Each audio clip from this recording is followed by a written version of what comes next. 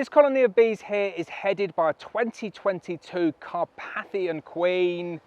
I don't know much about the Carpathian line of bees. All I know is that I've got one, and today I'm going to show you what they're like. So I saw this queen advertised on the beekeeping forum, someone who had some Carpathian queens and wanted to move over to Buckfast, coincidentally. And they were just getting rid of some older queens, and I thought, well, I've not had a Carpathian queen before. I don't know anything about them, so why not try one? Stick her in a nucleus with some frames and feeders foundation and see how she does. I thought that would be a pretty cool video.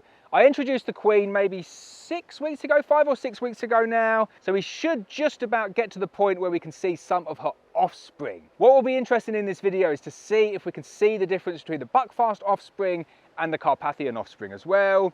I'll give you a nice close-up of the queen, and I'll show you some of these frames and feeders frames as well, because this colony here is doing very, very well indeed. Let's get inside, see what we've got. Right, so first off, we've got a lovely frame of stores. Not all of the colonies here have that much stores, so that's really, really good to see. And classic frames and feeders style, they've not taken it down to the corners, but hopefully they'll fix that next year. And then on that side as well, we've got lots and lots of stores. Really nice to see the bees using these frames and feeders frames. And looking at the bees on this frame here as well, they all look very, very similar. So I'm not sure if I'm looking at the Buckfast or I'm looking at the Carpathian. Right, so I've just shaken all the bees off the frame. They're not violently coming up for me there. So starting to see some really, really nice brood being drawn on this frame here. And this is definitely the Carpathian brood because I know that I've seen the queen in here. She is marked yellow as a 2022 queen. And then just to show you on the other side there, not being 100% drawn out well on those frames and feeders frames. So I'm not going to drag that back and scrape it off and let them start again just yet. But if they continue doing it like that, maybe that's the way this one's going to be going. You see it on that side, really, really nice. Kind of nice brood comb shape. And then you see it on that side there, and it's just slightly different. But I'm going to give the bees and the frames here the benefit of the doubt. So this is an interesting frame here. You can really start to see a little bit of diversity in this frame. And I remember, I don't know why I said they were Buckfast. They're not Buckfast in this one. This was a swarm that I caught, and it was quite a dark swarm. So the darker bees that you can see there, they are the kind of mongrel genetics that you get from around here. And then the orange banded bees there, all of them, they are the Carpathian bees. And I'll kind of hold them up against my face there, maybe give them a tap. And you can see they're pretty chilled, like really nice, chilled, calm bees. I don't really have any plans for this. I'm not kind of thinking I'm going to use it to maybe flood an area with drones or anything like that. I can't do that even if I want. I've only got the one queen. But it's nice to see and try different genetics. And these ones here do seem very, very nice, calm, placid bees. So you can see there where the bees are starting to work that plastic foundation and build it down. And then you can see where the queen is actively laying as soon as the bees have drawn that out.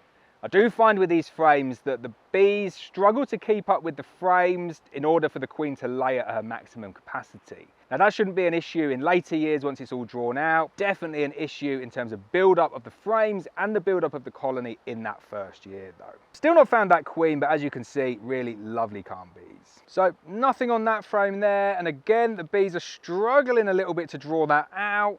Maybe going to give this colony a feed just to get them kick-started. You can see it on that camera there as well. Nothing wrong with what's being drawn out, but it's just a bit slow for my liking. I'm really hoping that come next year, these will come into their own.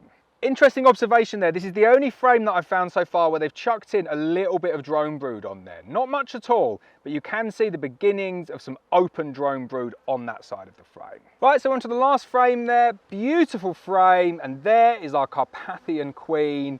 Very dark, similar look to a carniolan. I think it does actually share some genetics with the carniolan, although I am no expert and I could be corrected. I could give you all the details, but all I would be doing is just reading from Google. I am no expert on this breed whatsoever. All I know is I've got one. Take a look at the brood on that side though. Really beautiful brood pattern. And as I said before, very, very calm, gentle bees. So there's the queen coming up for a little photo shoot there. Really, really nice, stunning queen. Long abdomen, but not very orange at all. Unusual banding. You don't often see banding and segmentation quite like that. Very different to a Buckfast queen. And you can see she's marked yellow, so she's a 2022 queen. So hopefully she'll do all right next year. And then if she does all right, we might get some more just to see how they go. But she's a very, very good looking queen. and I'm just quite excited to see how they do. So there we go, one Carpathian queen. I'm going to put this frame back now. Do you have any experience with Carpathian queens? Definitely stick it in the comments. And if there's any other lines that you'd be interested in me not only stocking, but doing some videos on, stick that in the comments as well.